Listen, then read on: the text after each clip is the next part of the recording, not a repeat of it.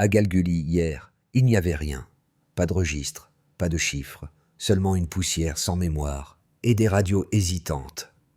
En un mois, le nouveau poste solaire et biométrique a pourtant enregistré plus de 74 000 passages, transformant une marge en tableau de bord national visible. Que signifie pour les habitants cette bascule brutale quand les données remplacent les rumeurs et qu'Ibrahim Traoré promet de reconquérir patiemment les frontières oubliées?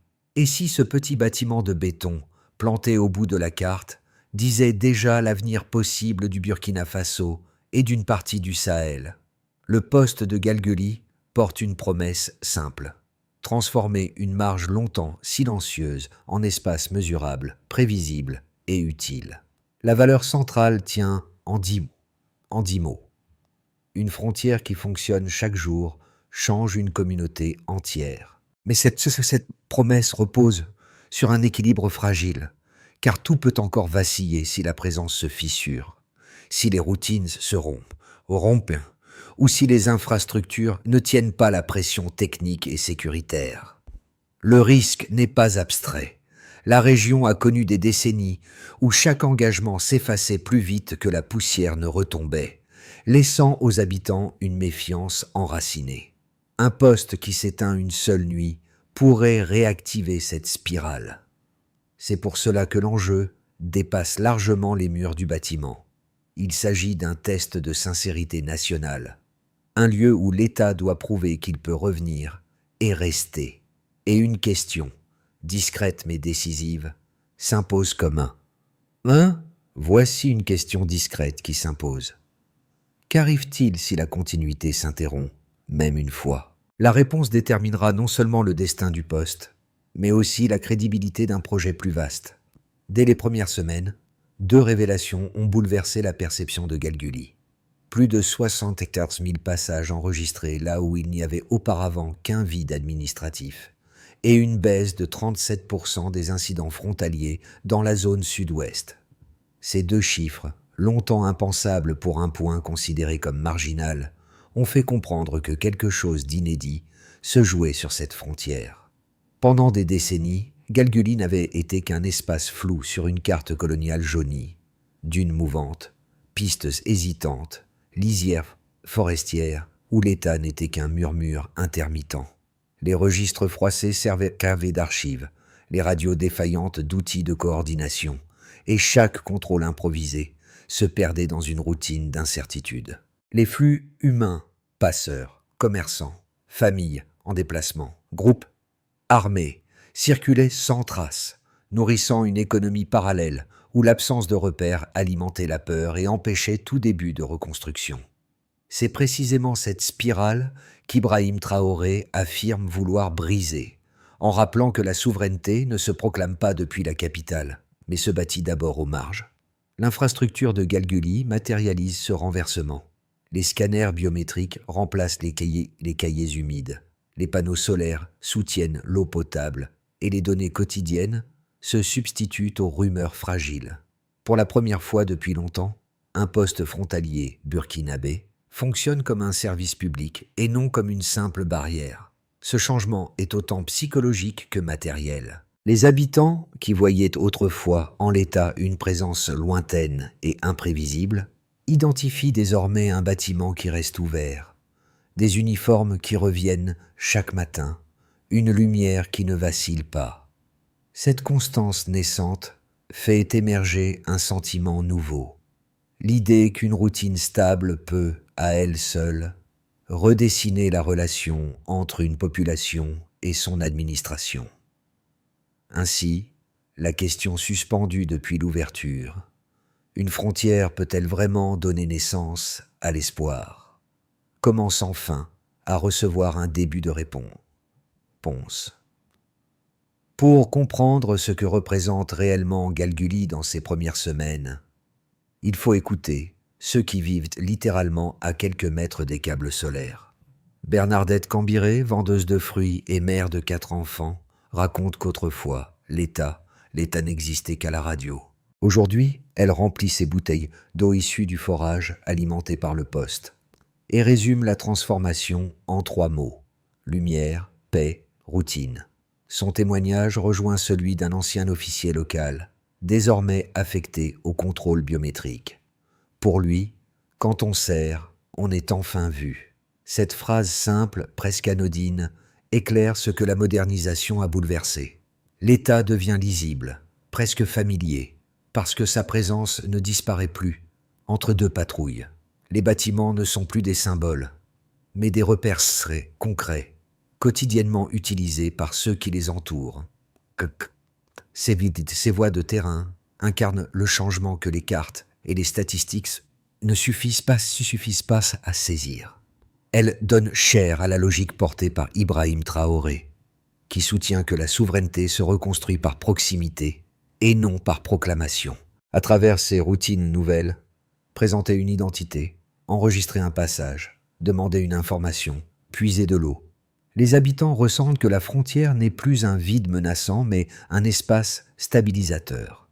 Et la conclusion implicite, celle qui détermine la suite, se condense en une seule interrogation de « so what ». Une présence fiable change vraiment un lieu. C'est à ce moment que tout bascule. Tout bascule le 15 juillet de 2023. Sous un soleil écrasant, les scanners biométriques se mettent à cliqueter, remplaçant d'un coup les saluts approximatifs et les registres froissés. Soldats, ingénieurs et habitants se tiennent côte à côte devant un bâtiment qui promet une normalité institutionnelle oubliée. Les câbles brillent comme une artère neuve dans un paysage longtemps laissé à lui-même. Cette ouverture, voulue et assumée par Ibrahim Traoré, marque un seuil. L'État revient, et cette fois, il annonce qu'il restera. Les premières heures surprennent tout le monde. Les mototaxis, habitués à filer sans être vus, doivent présenter leurs identités. Les commerçants enregistrent leurs marchandises. Les familles venant du Ghana réalisent que chaque passage doit désormais devenir une trace dans un système biométrique robuste. Rien de spectaculaire en apparence, mais la rupture est nette. Un État commence souvent par un bureau qui fonctionne, et Galguli adopte ce principe sans bruit, mais avec fermeté. Le point culminant apparaît ici. Quelques semaines plus tard, la rumeur remplace l'enthousiasme initial. Des voix anonymes accusent le poste d'être contrôlé par l'étranger. D'autres prétendent que les panneaux solaires servent de relais d'espionnage. Ces murmures inquiétants circulent vite, amplifiés par des réseaux parallèles habitués à combler le vide de l'information. Au nord, certains groupes armés testent même les limites du bâtiment, non pour le détruire, mais pour démontrer que l'État reste vulnérable lorsqu'il s'aventure loin du centre.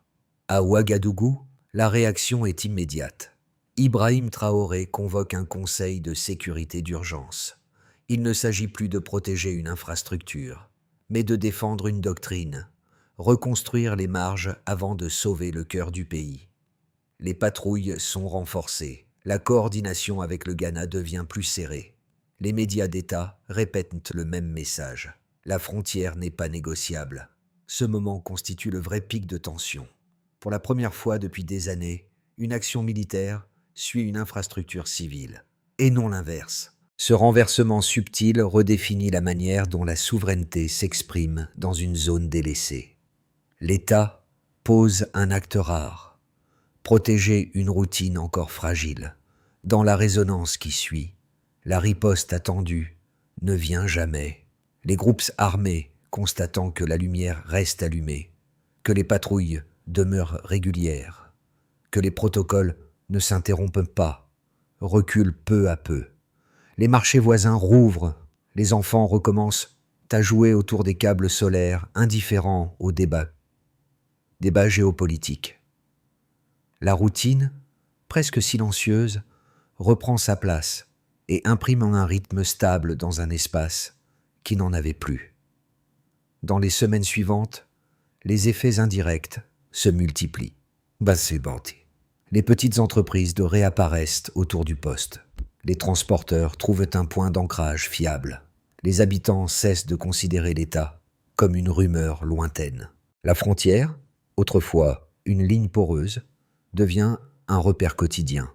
Contrôle, enregistrement, circulation ordonnée. Ainsi se dessine la dynamique la plus puissante de Galguli. Une succession de gestes simples, répétés chaque jour, finit par changer une zone entière. Dès l'ouverture du poste, un changement net apparaît. On passe d'un vide administratif total à une mesure continue des mouvements. Un véritable basculement, le passage d'un point de départ à une transformation visible qui transforme la compréhension de la frontière. Cette transition opère en quelques semaines seulement, révélant des tendances longtemps invisibles et offrant enfin au Burkina Faso un terrain chiffré pour évaluer la portée réelle de la présence étatique. Là où rien n'était enregistré, un système biométrique robuste produit désormais une image précise des flux. Premier indicateur, 64 000 passages, enregistrés en un mois. Ce chiffre massif montre que la circulation existait déjà, mais restait invisible, faute d'outils fiables. Cela signifie simplement que la donnée rend soudain visible des flux humains auparavant insaisissables. Cette visibilité modifie immédiatement la gestion locale. Les agents peuvent anticiper les heures de pointe, repérer les trajectoires récurrentes et organiser les contrôles sans bloquer inutilement les transporteurs ou les familles de passage. La frontière devient un espace gouvernable, non plus un couloir flou où tout se jouait dans l'ombre. Deuxième indicateur, baisse de 37% des incidents frontaliers. Cette diminution importante ne provient pas d'une militarisation accrue, mais d'une présence ordonnée et stable. Cela signifie simplement que la routine régulière réduit les abus sans recours à la force. Ce résultat renforce l'idée que la sécurité peut naître de gestes simples répétés. Un agent identifiable, une lumière qui reste allumée, un contrôle effectué à heure fixe. Les habitants interprètent ces signes comme des garanties de continuité, plutôt que comme des démonstrations d'autorité ponctuelle. Troisième indicateur, plus de 200 emplois directs et indirects créés. Ce volume modeste mais significatif ancre l'infrastructure dans l'économie locale. Cela signifie simplement que chaque emploi devient un repère quotidien, stabilisant dans une zone fragile. Autour du poste se forment de petites activités, restauration, transport, réparation, microservices liés au fonctionnement du site. Cette dynamique transforme un territoire qui vivait d'intermittence en un espace où les revenus deviennent un peu plus réguliers. Et ces trois mesures, replacées dans le contexte de Galguli, dessinent un phénomène majeur, la normalisation d'une zone autrefois opaque. Avant l'installation du poste, les registres poussiéreux et les radios défaillantes laissaient le champ libre aux rumeurs, au trafic et aux interprétations contradictoires. Aujourd'hui, le contraste est net. Une base de données fiable, produite par des agents locaux formés, permet au gouvernement d'ajuster ses décisions à partir de faits vérifiés. Un changement déterminant pour une région longtemps gouvernée par approximation. Ibrahim Traoré insiste souvent sur une idée. La sécurité se construit, elle ne s'importe pas. Galguli lui offre un terrain concret pour démontrer cette doctrine, car la continuité technique et administrative créent un environnement où les comportements s'ajustent par prévisibilité plutôt que par contrainte. La présence de l'État devient une habitude, non une exception. Ainsi, la frontière n'est plus un vide où tout se dissout, mais un espace mesurable où chaque donnée éclaire un peu plus la reconstruction en cours. Deux lectures opposées entourent désormais Galguli, et chacune possède une cohérence interne qu'il faut reconnaître avant de la confronter. La première, défendue par les partisans du projet, affirme que le poste constitue une avancée rare dans le Sahel, une frontière fonctionnelle, gérée localement, produisant des données fiables tout en améliorant la vie quotidienne. Pour eux, les 74 000 passages enregistrés dès le premier mois et la baisse de 37% des incidents frontaliers prouvent qu'une présence régulière, même modeste, change la donne. Ils voient en Galguli une démonstration concrète de souveraineté. Un État qui agit depuis le terrain, non depuis des discours abstraits. La seconde lecture, formulée par les critiques, met en avant les dépendances persistantes, financement allemand et japonais, soutien opérationnel de l'OIM, équipement technique fourni par des partenaires extérieurs. Selon cette perspective, la modernisation n'efface pas la tutelle. Elle la rend simplement plus discrète. Les panneaux solaires, les scanners biométriques et certaines formations seraient autant de leviers qui maintiennent une influence indirecte. Pour eux, Galguli n'est pas seulement un poste, mais un laboratoire où la souveraineté reste partielle, enserrée dans des contraintes structurelles. Pour dépasser ces deux visions sans les déformer, il faut examiner ce que les faits permettent de confirmer. La gestion quotidienne du poste, procédure, contrôle, maintenance, traitement des données, est assurée par des agents burkinabés. Les informations biométriques sont stockées à Ouagadougou, non à l'étranger. Et sur le bâtiment, aucun drapeau autre que celui du Burkina Faso n'apparaît. Ces éléments affaiblissent l'idée d'une dépendance totale, car l'opérationnel reste local. Inversement, nier le rôle des partenaires serait irréaliste. Sans eux, ni l'énergie solaire ni la biométrie n'auraient été installées aussi rapidement.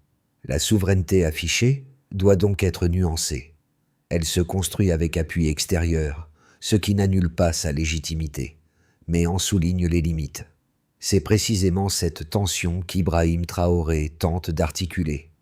Coopérer sans se soumettre, apprendre sans déléguer l'essentiel. À Galguli, cette équation n'est pas entièrement résolue, mais elle devient observable. À ce stade, Galguli cesse d'être un simple prototype.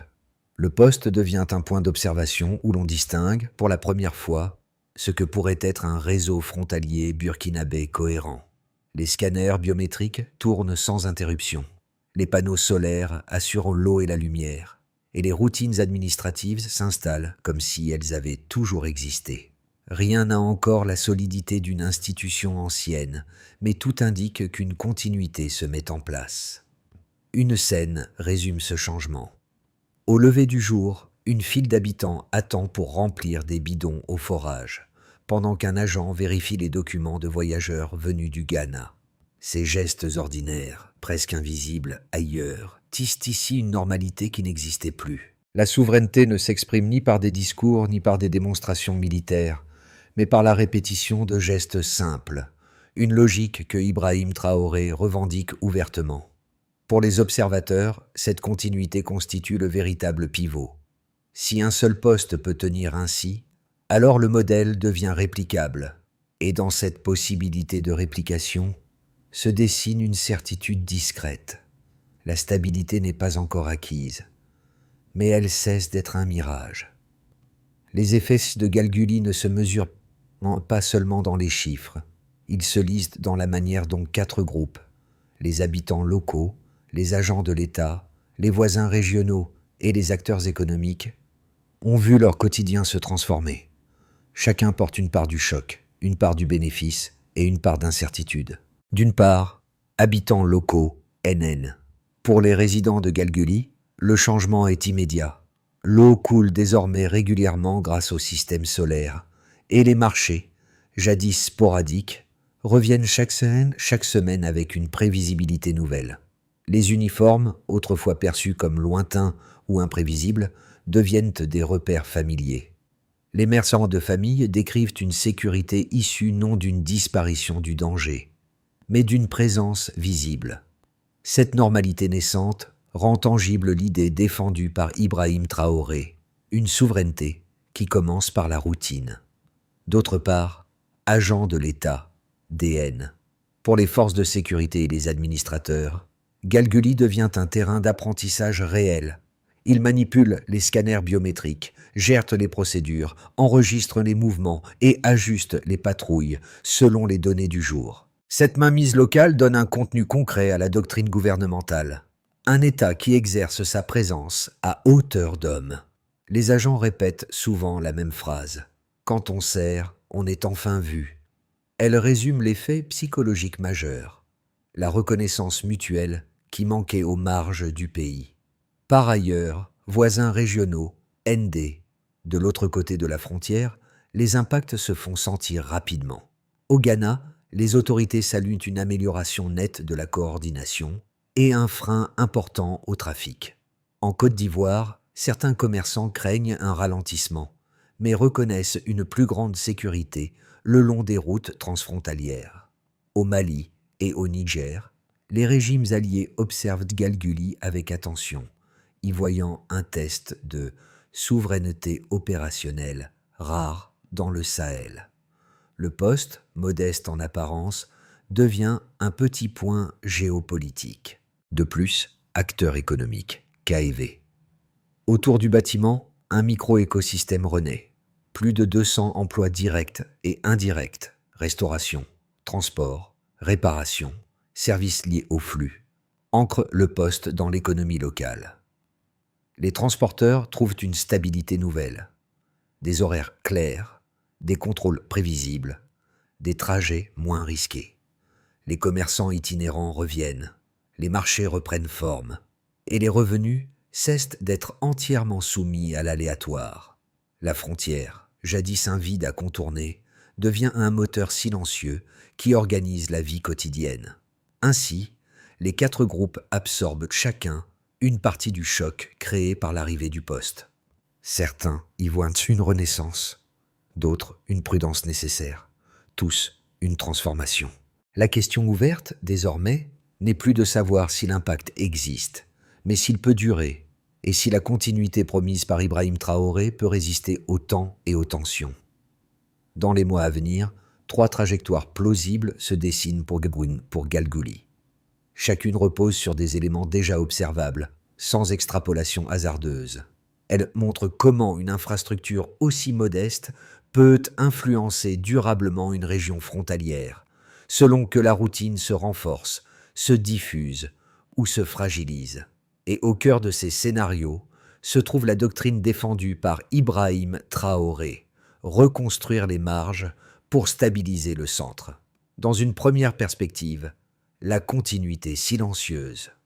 Dans la trajectoire la plus probable, le poste fonctionne sans rupture majeure. Les patrouilles mixtes. Burkina Faso-Ghana se stabilisent. Les données circulent chaque semaine vers Ouagadougou et les infrastructures solaires franchissent sans panne notable la saison sèche. La routine s'installe. Files régulières au forage, contrôle prévisible, procédures inchangées. Cette normalité permet d'étendre le modèle vers d'autres sites pilotes, Dola, Madouba, Yendéré, au même rythme prudent. Rien de spectaculaire, mais une consolidation lente, cohérente, mesurable. Dans une seconde perspective, la réplication assumée. Dans la version la plus favorable, Galguli devient une référence au-delà du Burkina Faso. Le Mali, le Niger ou la Guinée observent le modèle et envisagent d'intégrer énergie solaire, biométrie et ancrage communautaire dans leurs propres zones périphériques. L'Union africaine cite l'expérience comme un exemple de souveraineté démontrée. Les partenaires techniques adoptent une posture d'appui et non de direction. Dans cet environnement, la doctrine de Ibrahim Traoré gagne en crédibilité. Un pays du Sahel peut moderniser ses marges par choix, non par contrainte. Galguli devient alors un précédent. Dans une troisième perspective, la rupture symbolique. Le scénario le plus vulnérable dépend d'un seul choc, une attaque ciblée contre le poste, une panne prolongée ou un sabotage des communications. Il n'en faudrait pas davantage pour briser la confiance naissante. Dans ce cas, les bailleurs pourraient suspendre leurs appuis, la population reviendrait à l'incertitude, et l'idée même d'un réseau frontalier cohérent serait retardée. Le danger n'est pas tant matériel que psychologique. Si la lumière vacille une seule nuit, le récit collectif peut se fissurer. Voici une réflexion utile pour avancer. Face à ces 3 trajectoires, une règle demeure. Envisager la souveraineté comme une progression, non comme un état. Une frontière est stable seulement si sa routine l'est. Penser en termes de continuité, plutôt qu'en termes d'exception, permet de comprendre ce qui est en jeu à Galguli. Pour comprendre ce que représente vraiment Galguli pour un lecteur éloigné, il faut regarder 3 plans distincts, l'expérience individuelle, l'horizon collectif et la perception extérieure. Ces couches déterminent la manière dont chacun reçoit cette transformation frontalière qui semblait improbable il y a encore peu de temps. sur le plan individuel. Pour un habitant, la différence est immédiate. Marcher jusqu'à un forage qui fonctionne, voir une lumière rester allumée toute la nuit, présenter une carte d'identité à un agent qui reconnaît un visage familier. Ces gestes ordinaires, banals ailleurs, deviennent ici la preuve qu'une fragilité de 20 ans cesse d'être seule à gouverner. Une routine naît, et avec elle un sentiment intime de sécurité, même si les risques n'ont pas disparu. Sur le plan collectif, pour la communauté, la cohésion revient par petites touches. Les marchés reprennent un rythme hebdomadaire stable. Les trajets deviennent prévisibles. Les rumeurs perdent leur puissance. Voir un uniforme chaque matin, non plus comme une menace, mais comme un repère, crée une confiance partagée. On dit que la frontière vit, et cette expression traduit une transformation sociale profonde. Un espace qui n'était qu'une ligne abstraite devient un lieu commun, reconnu, intégré, dans une perspective extérieure. Pour un observateur étranger ou un citoyen africain d'un autre pays, Galgouli pose une question essentielle. Un État du Sahel peut-il se reconstruire depuis ses marges ? La doctrine avancée par Ibrahim Traoré offre un terrain concret pour réfléchir à cette interrogation. Le poste ne prétend pas être un miracle, mais une démonstration que la souveraineté peut s'exprimer par la continuité. Prendre un instant pour imaginer ce que changerait, dans n'importe quelle ville, la simple présence d'une lumière qui ne s'éteint jamais, et se demander à quel moment une routine devient-elle une forme de protection ? Pour que Galgouli passe du statut de prototype à celui de politique durable, il faut une méthode claire, pas des slogans, mais une mécanique opérationnelle. La doctrine portée par Ibrahim Traoré insiste sur ce principe. La souveraineté se prouve par la constance, non par l'effet d'annonce. Voici le chemin minimal qui peut tenir dans les 12 prochains mois, sans extrapolation. D'une part, consolidaire. Maintenant, quotidiennement, les équipes locales assurent la maintenance solaire, le suivi des scanners et les relevés de données hebdomadaires. Le critère de réussite est simple. 0 interruption non planifiée pendant 30 jours consécutifs. La stabilité technique demeure la base de tout. D'autre part, répliquer. D'ici 2025, le ministère de la Sécurité identifie plusieurs postes potentiels. Dola, Yendéré, Madouba et d'autres marges effacées. Chaque site reprend le triptyque. Énergie solaire, biométrie, emploi communautaire. L'indicateur mesurable. Ouverture de 4 nouveaux postes opérationnels dans les 12 prochains mois. Par ailleurs, encadré. Tous les trimestres. Un audit OIM vérifie les normes. Protection des données, usage des scanners, qualité du contrôle. Le gouvernement publie ses rapports pour instaurer une confiance à double sens. Habitants et partenaires. Le marqueur. Aucun incident grave touchant la gestion des données. De plus, ancrer chaque jour dans les villages. L'objectif n'est pas militaire mais social. Transformer la sécurité en routine visible. Un bureau ouvert, une lumière stable, un agent identifiable suffisent à créer un ancrage durable. Le test qualitatif. Les habitants disent se sentir en sécurité sans y penser. Enfin, reliés. Avant la fin de l'année. Les corridors conjoints, Burkina Faso-Ghana, voire Côte d'Ivoire, s'organisent grâce aux données non nominatives et aux patrouilles coordonnées. L'indicateur, baisse continue des incidents transfrontaliers dans ces zones. Ainsi se dessine un chemin concret, une souveraineté mesurée par la répétition, non par l'exception. La scène revient toujours. Bernardette Cambiré, ses bouteilles alignées, puisant de l'eau au forage solaire installé à quelques pas du poste. Ce geste simple, aperçu dans les premières semaines, est devenu un motif silencieux qui traverse toute l'histoire de Galgouli. Il rappelle que la transformation n'a jamais été spectaculaire. Elle s'est construite à travers une lumière qui reste allumée, un robinet qui coule, un contrôle effectué sans brusquerie.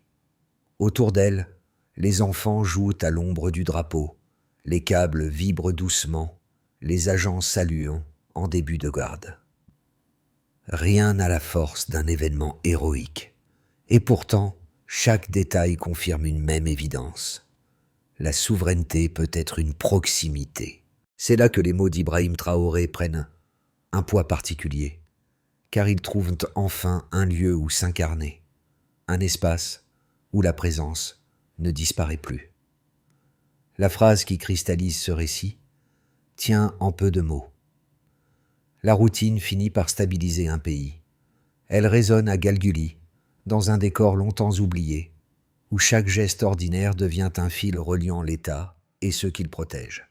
À Galguli, rien n'est spectaculaire. Un panneau solaire qui vibre, une file d'habitants au forage, un uniforme qui salue. Pourtant, ces détails modestes racontaient une idée rare dans une région marquée par l'intermittence. La stabilité peut naître d'un lieu oublié, pourvu qu'elle soit entretenue chaque jour. Le poste frontalier devient alors un symbole discret, presque fragile, mais profondément parlant. Une démonstration que la souveraineté ne tient pas seulement dans les discours, mais dans les gestes répétés. Cette logique rejoint la vision défendue par Ibrahim Traoré, pour qui les marges révèlent la solidité d'un pays autant que son centre. Si vous avez suivi ce récit jusqu'ici, c'est sans doute parce qu'il dit quelque chose de plus vaste.